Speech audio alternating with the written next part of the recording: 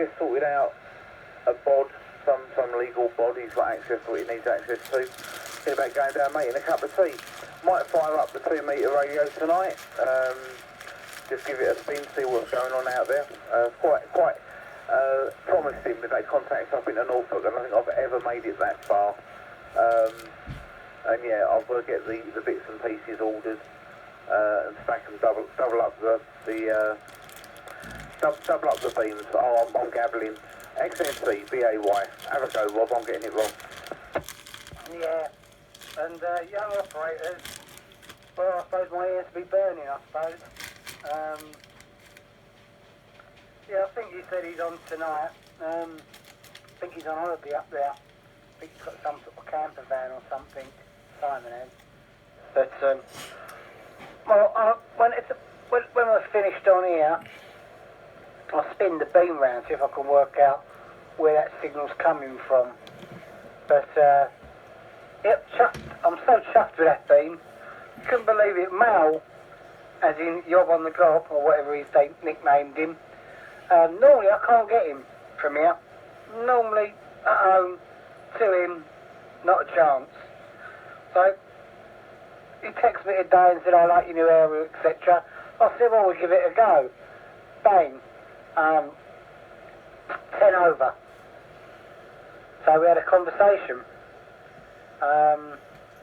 Got for a while, and then his mate come in, and I couldn't hear his mate.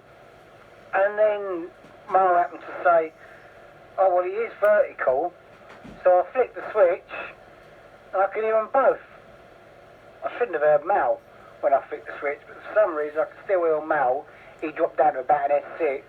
But I could pick his mate up on his dipole in vertical dipole over in Loughton.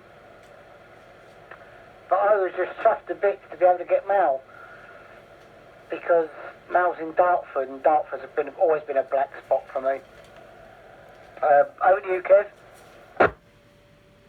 Cases, I think, yeah, I've got to do some buffer antennas. Probably got the dual band beam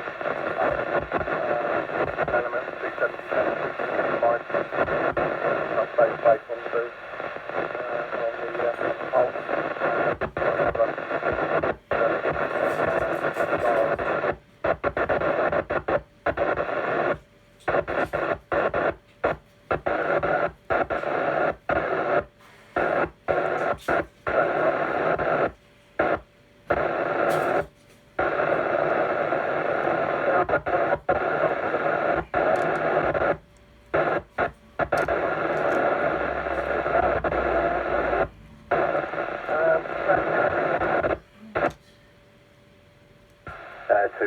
BAY. Yeah, no problems there.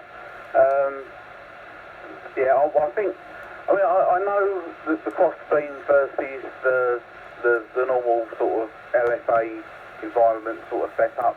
I haven't priced up the radios. All the fittings are going to come to about a £5. So I'm imagining the aluminium will be a bit more than that. But yeah, I think I can probably knock a couple up for not a lot of money. And just see where we go. I mean, to be honest with you, I have actually been thinking about having a bash at a 6 metre one as well, if the 2 metre ones work out okay. Purely and simply because the 6 metre antennas that I've got, I've never had a lot of joy with. And I've got a couple of radios here that do 6, so it might be nice to maybe do a little bit of exploring with that. And if the money's not, if it's not going to cost too much to make the aerials, well, it's silly not to.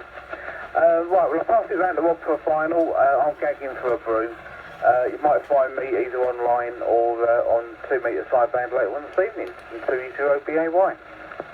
Yeah, funny enough, I'd only just walked in the workshop with Clifton. Won't take you much to work out what that is.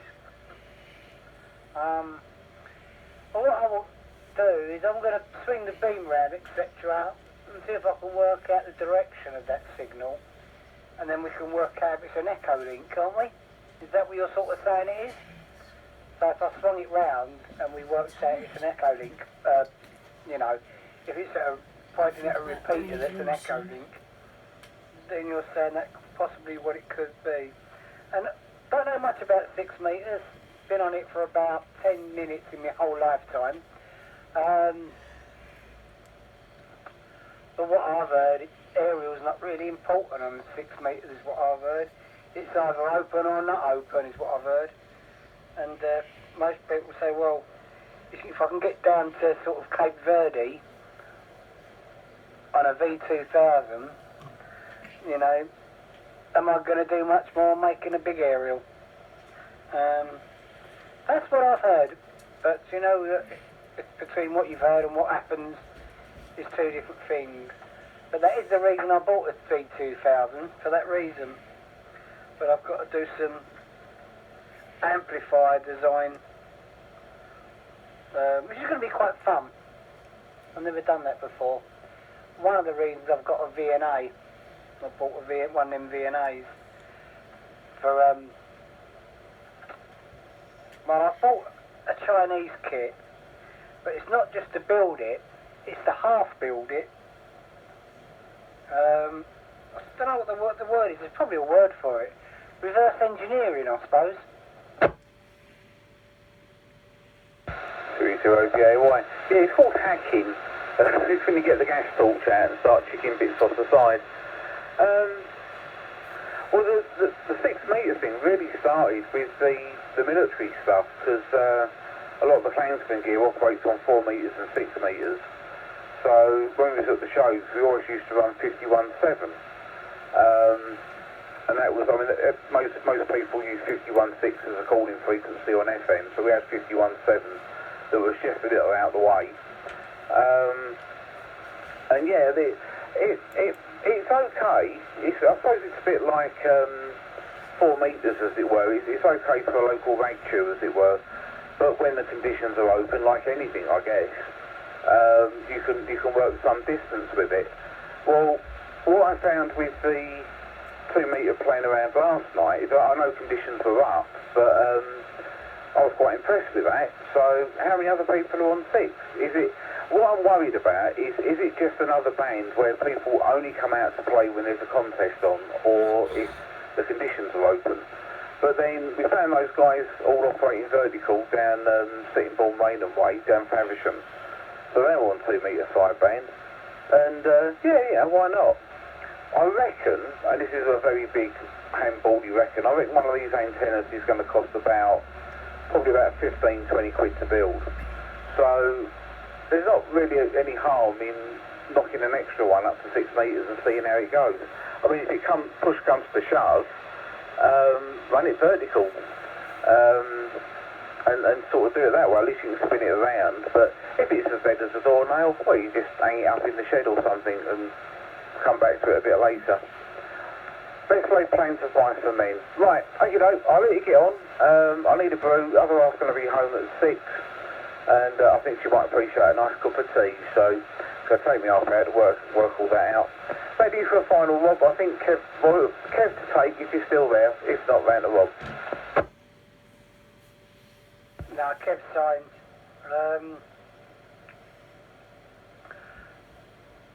I was going to. The only problem is I'm not going to bother with any other bands. The simple reason is I haven't really got the infrastructure and the will and the money. I've got my little rotator. I've got a loop antenna on the top of it for. Actually, I don't know why I've got that turned on. But I've got to get them not to get confused. I've got X-phase project and I had an X-beam project, and they're totally non-related to each other. Bit of a tongue twister. So, I'll say I've got the X-phase project. I'm just widening some of the holes for PLG. Because when I print the boards out and then drill them, obviously I'm not drilling them, the computer's drilling them. But things like potentiometers and relays need bigger holes.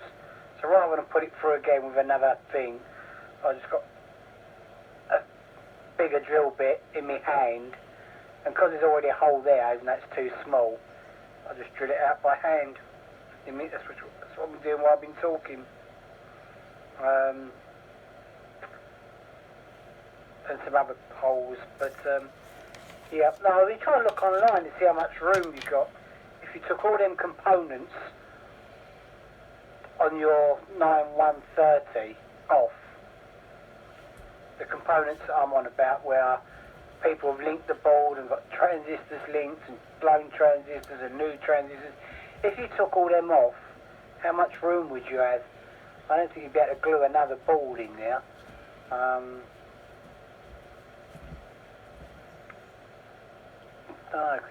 Could you make something glue in right angles? Do you know what I mean? Could you bolt a right angle little daughter board in there? Because there must be lots of, because this is a common problem, isn't it, with them radios? And I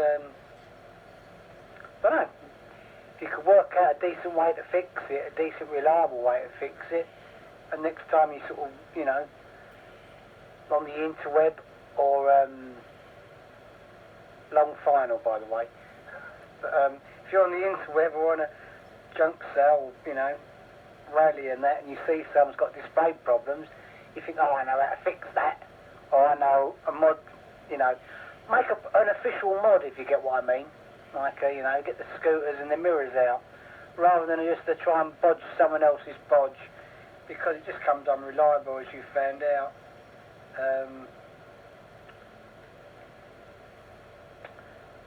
That's my thought on it anyway. And now I've got all these bits of balls and, you know, the equipment. How quick could I quickly knock up the board? Because the board, each component section of that board is parallel, if you get what I mean. Because it's just like a little amplifier for one segment. Well, then you could copy and paste that on the board and put it next to it in the software I'm using. And, you get what I mean, for the next segment. And then you do it again for the next segment. So it shouldn't be hard to knock up, if you get what I mean. 320PAY.